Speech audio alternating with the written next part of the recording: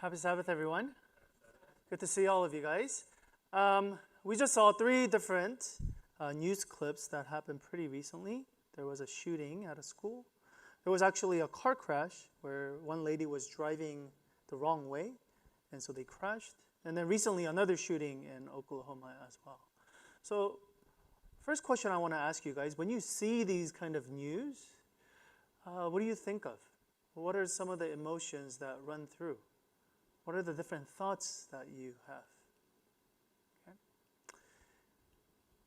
If you asked me before I had a child, I would have said, okay, it just happens. These are things that happen in the world, and usually I go, oh, this is very shocking. But afterwards, I kind of just, that's it.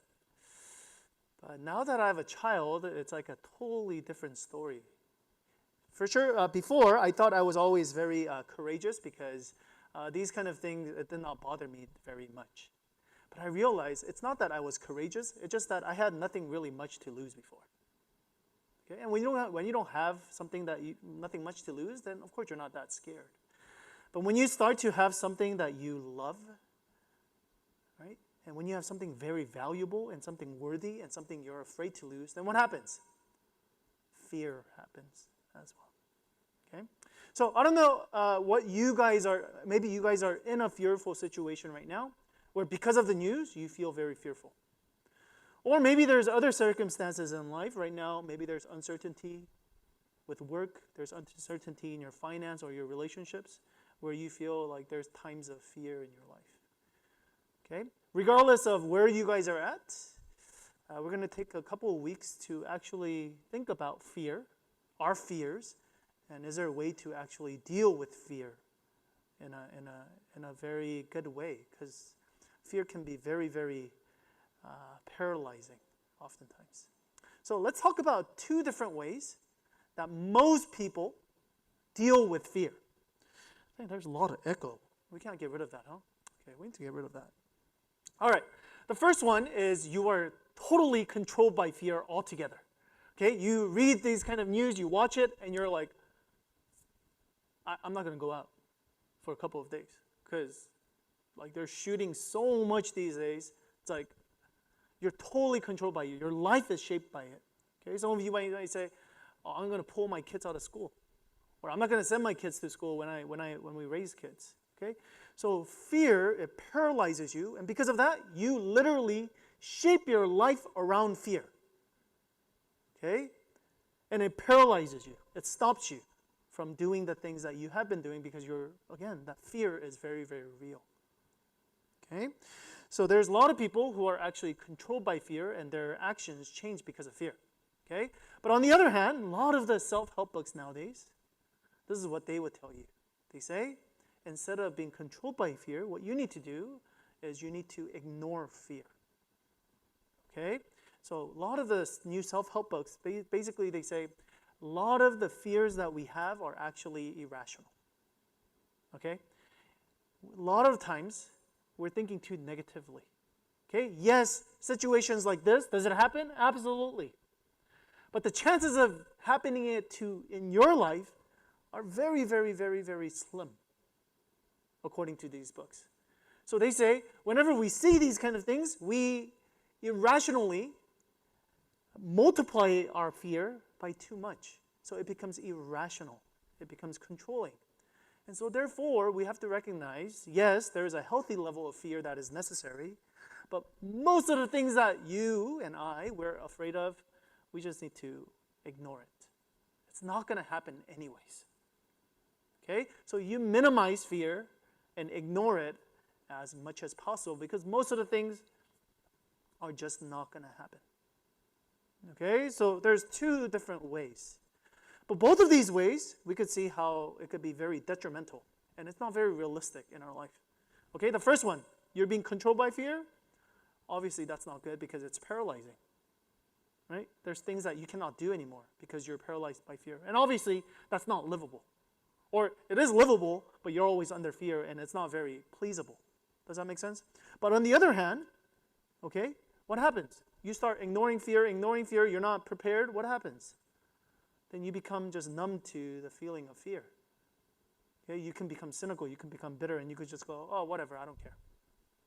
Okay, so you either become paralyzed or you become numb. And so I think both of these ways are not very adequate ways of actually dealing with fear. Today we're going to talk a third way, a biblical way, how to actually overcome fear. Okay, we're going to go into Psalms 27.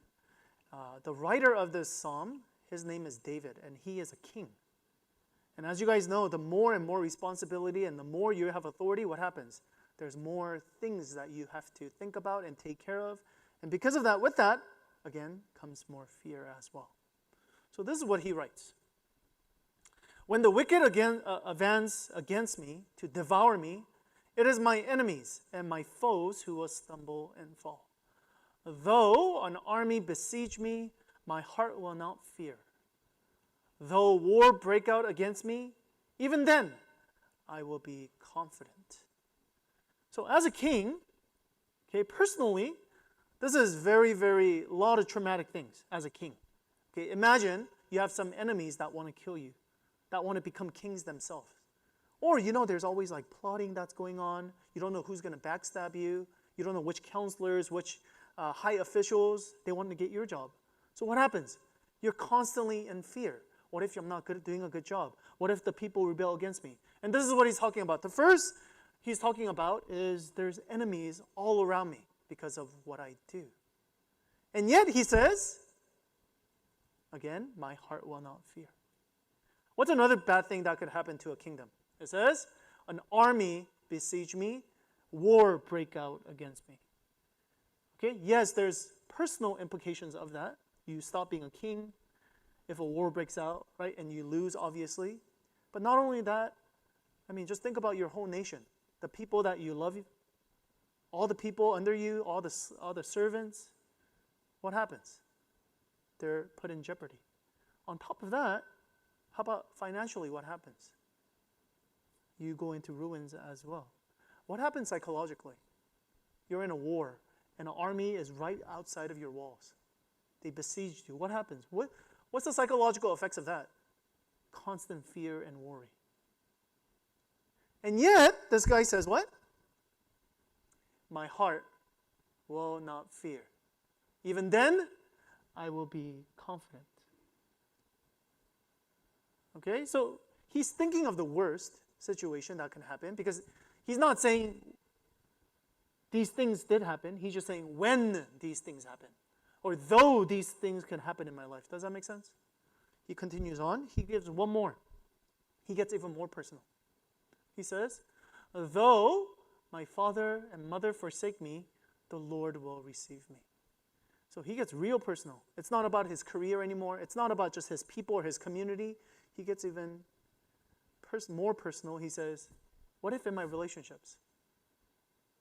What if my father and my mother, who's supposed to be the agent of the love that we receive, right? Supposed to be.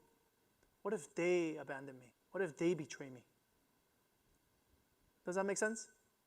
So not only is this like my career, my job, my authority, my money, he even gets even personal. He even says, what if it gets to my relationships? Okay? So this goes into a lot of our fears as well. For some of us, it's our careers. For some of us, it's money, where our biggest fears are. For a lot of us, it's relationships. It's our family, our parents, our children. Okay? And he's getting there as well. He's saying, the worst things could happen in my life, and yet, he's saying, I can stand firm. Okay? So this is very interesting. He's not saying, ignore the fear. Don't think about the worst case scenario. He's actually thinking the worst case scenario. And yet, this guy, he's not shaken like a reed because of fear. He's not controlled by fear. He's saying, I can stand firm. Okay, how is it possible he can think of the worst case scenario and yet he can stand very firm? And that's what we're going to learn, right? That's what we want to be. We don't want to be controlled by fear, and yet we don't want to be ignoring reality. We don't want to just say, oh, bad things just don't happen in the world, la, la, la, la, la, la, la, right? No, bad things do happen in this world. Okay? So how do we actually become realistic And yet, at the same time, we're not shaken by fear. We can stand firm. Okay, let's see. Is he just born like this? Is he just a courageous guy? No, he continues to tell us over and over and over. Okay, let's see what his solution is. The Lord is my light and my salvation. Whom shall I fear? The Lord is the stronghold of my life. Of whom shall I be afraid? So, what does he not say? He does not say, you see, because I'm a great person, what's the fear? I got so much saving. My investment, I have diverse portfolio, so even if one goes down, I'll be totally fine. I have a vacation house. I have backup plans. Is that why he says he is not afraid? None of those things. He says, the reason I can be safe, the reason I can stand firm, the reason I can overcome fear is because I have God. Okay, and he continues to say this over and over and over and over. It is God. It's because of God I can stand firm. In essence, this is what he's actually saying. He actually uses the word stronghold. That basically that God is at the center. He's the fortress. He's the wall that protects me from everything. So he's basically saying this. Everything else can fall in my life. But because God is at the center, everything else, even if it falls, it's not going to shake me. It's because God is my foundation. But if anything else is my foundation, it's going to start shaking. Does that make sense? So think about your biggest fear. Whether that's with family, whether that's with your personal success, with your business. Maybe for some of you, it's your your looks. Maybe it's your skills that you have. And you're so scared of losing them. And that's where fear comes from. This is what Augustine, who is a Christian philosopher, this is what he said. He said this: Your fears are directly correlated to the vulnerability of the ultimate things in your life. Okay? So to make it easier, he's basically saying, think of what's the greatest thing in your life. You go, if I just have this one thing, I'll be happy. For some of us, that's money. If I just have more money, I'll be okay with life.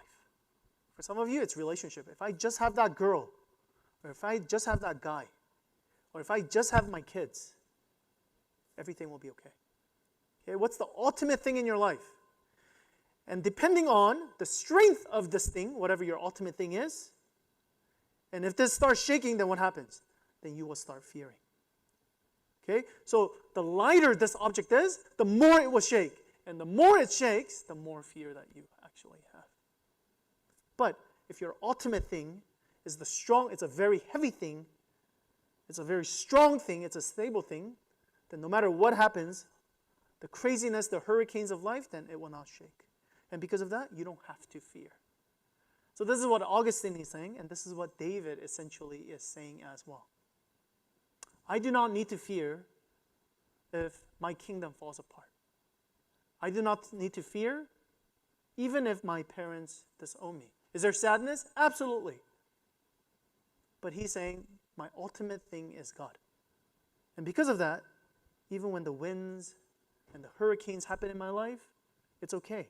I have a good foundation. I'm going to give you an example of someone who has placed their ultimate thing in not so positive thing and how it shakes them. Okay. This guy, his name is Donald Miller. He's an author. He writes many different books. But I love his writing because he's so very honest and he understands himself very well. But this is what he said. I can trace my need to perform and to impress people back to some of my earliest memories. My dad left, and just as I was coming into my own, my mother, sister, and I were feeling abandoned and neglected. In a way, being the only male, I felt like I had a bit of a bigger and better person than I was. So this is for all kids, most kids. Okay, parents are literally the ultimate things in our life. But what does he experience? He sees that his parents, that he needs to depend on, the person, his dad, that he thought would be there for him, gone one day. And he felt totally abandoned. And some of us, we could relate to this, how our parents maybe have disappointed us. And we understand that. So what happens to him? It was foolish, of course, but kids don't process reality objectively. So it was during this season I developed a strange desire to convince people I was intelligent. For whatever reason, it became important to prove to my mother and sister, not to mention friends of the family, that I was smart and could handle things. So his dad was the ultimate thing in his life, rightly so, because as a kid, you don't have anything else to hold on to. But what happens after the dad leaves? Then now it's his intellect. That's the ultimate thing in his life. He goes, if I can just be smart, if I can just sound smart in front of my family members, then things will be all right in this world. Of course, in this book, he talks about how that gets broken apart as well. Again, this is what happens. When we place our ultimate things, anything besides God, it will always shake. For some of us, we go, no, I'm fine. I'm fine. I'm going to stay this good looking for a long time. For some of you, go, I'm okay. I'm okay. My investments, my money, I got it. Everything's going to be okay. Okay? But we know, whenever fear happens, whenever we see something happens in the news, it starts shaking. Because we see the reality that these things that becomes our ultimate thing, it's actually starting to shake. And because of that, there's fear in our life. So C.S. Lewis says this, don't let happiness depend on something you may lose. Everything in our life, we will lose one day. This might be a little sad, but if you think about it, I think for me, probably the ultimate thing is probably my son. Okay? But one author put it like this. Every single parent, or every single person, okay, you either bury your parents or your parents bury you. You either bury your parents or your parents bury you. Obviously, all the parents in this room, we rather have our kids bury us. Okay? But everything in this life, we're going to lose. But David, Augustine, C.S. Lewis, they're all saying, that's why we need to hold on to God. Do you want to stand firm? Okay, with the craziness of life, you got to have a foundation that's immovable. That will never change. So he tells us, he goes in a little bit deeper, and he actually tells us how to actually do this. Okay, because most of us in here, in this room, we grew up in the church and we go, yes, God has to be the ultimate thing. God has to be the ultimate salvation. God had to be the ultimate security and identity. But you go, I've heard this all my life. I'm a Christian. I come to church, but whenever I see news or something happens to my finances, I'm shaking like a reed. Why is that, Pastor? What's going on? Okay? Well, that tells you one thing, that you thought God was the foundation, but God isn't. Okay? So whenever there's fear in your life, it's actually a good time to reflect. What's my ultimate thing? Why is it that I'm so fearful?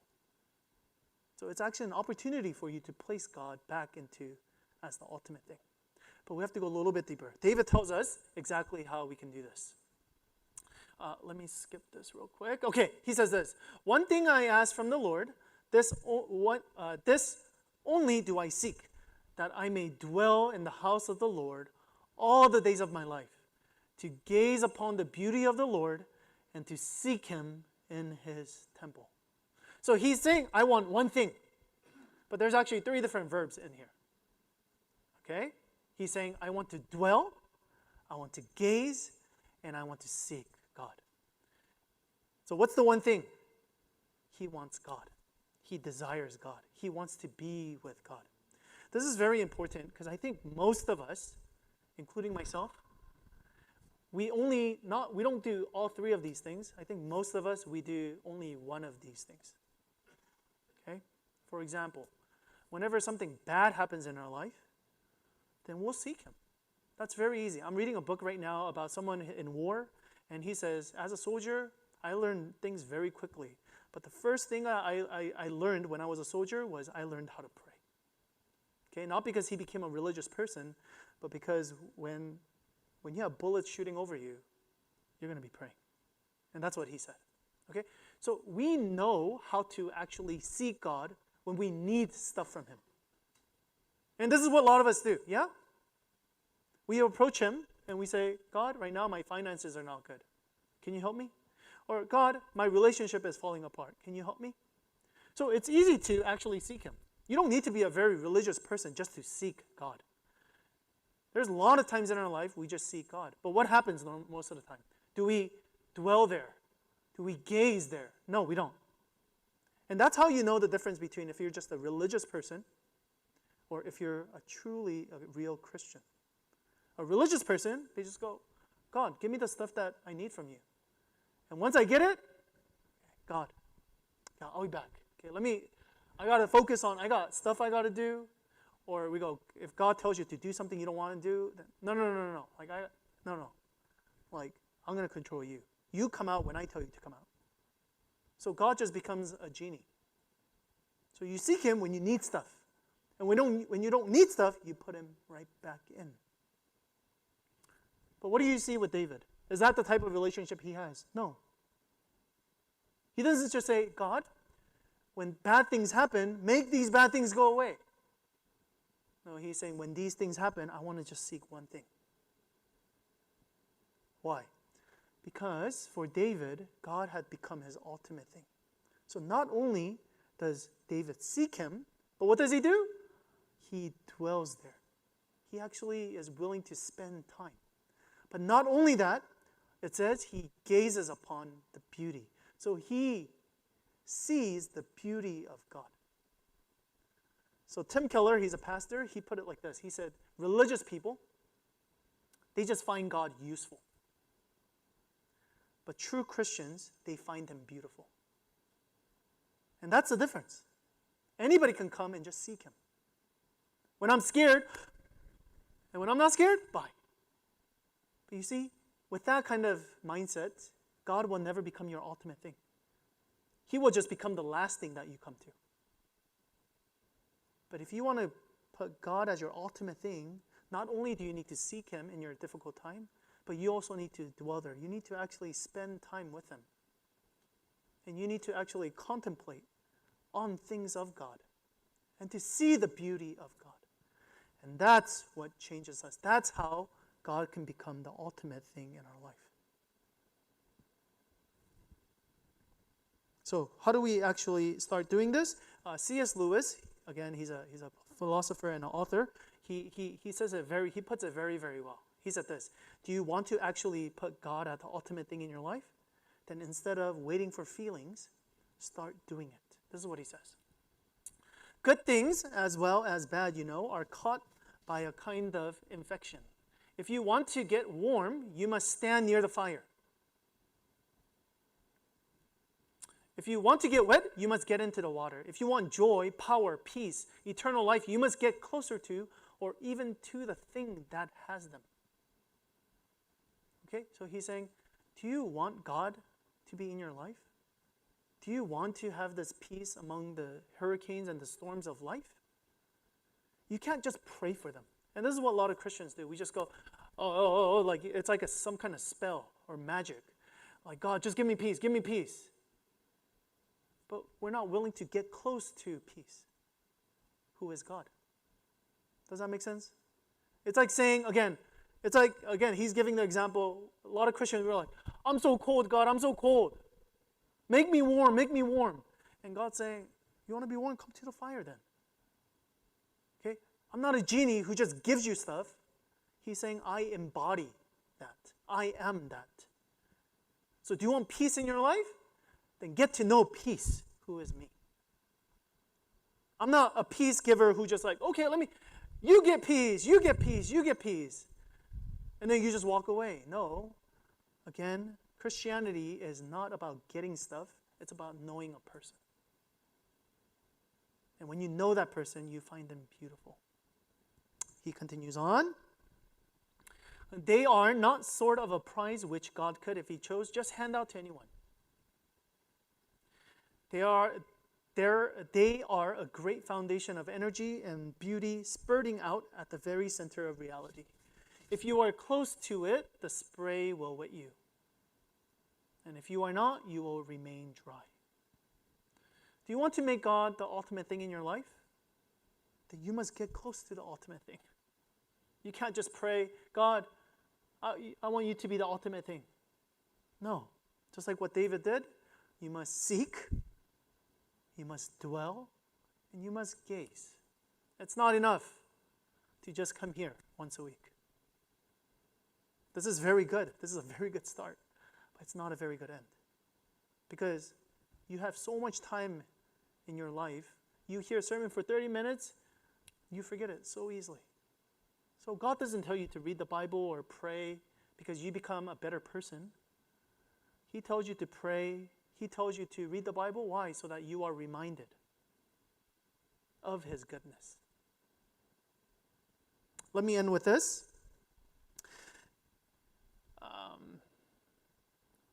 Jonathan Edwards, he's another pastor. He says, whenever I come to God, there's always peace in my life.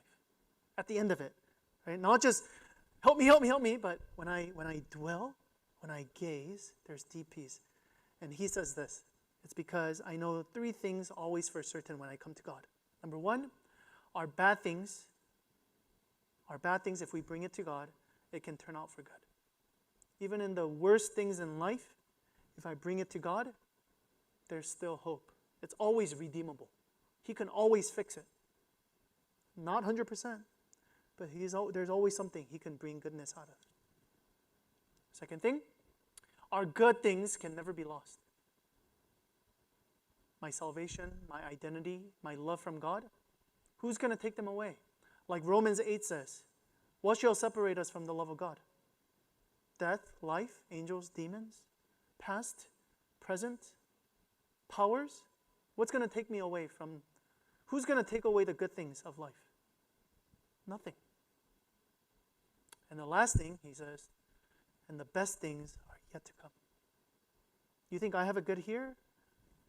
I'm going to have so much more in my future life. So he says, I seek, I dwell upon these truths. I gaze upon, wow, this God really, really loves me. And with that, he's saying, I can have peace. Not because I just prayed a couple of times. No, because this truth has become my reality. Let's end with this. A lot of times it's easy to just go, of course God loves me. Of course God's going to be there for me. But we have to understand, okay, what it actually took for Jesus to love us. What it took Jesus, what kind of sacrifice it took for Jesus to actually be there for us. Okay? I think oftentimes we take it for granted. We don't think, number one, we don't think about that concept enough. But when you do actually think about it, you have to understand what it took God for Him to love us. What it took God for Him to give us eternal security. He didn't just go, oh, I just love you. Oh, here you go. Ultimate security. What happens? No, He actually sends His ultimate thing, which is His Son, down to us. And His ultimate person in His life, who He loves so much, which is Jesus, is hanging on the cross and screaming out for His life. Why? So that we don't have to scream out. Jesus goes through the worst things in life. Why? So we don't have to go through them ourselves. So that our bad can turn out for good, that our good things can never be lost, and so that the best things are yet to come. We're going to go into time of reflections, think about these things, but also throughout this week, there's going to be fears in our lives that we continue to keep God as the ultimate thing so that we will not be shaken. Let's go into time of reflection.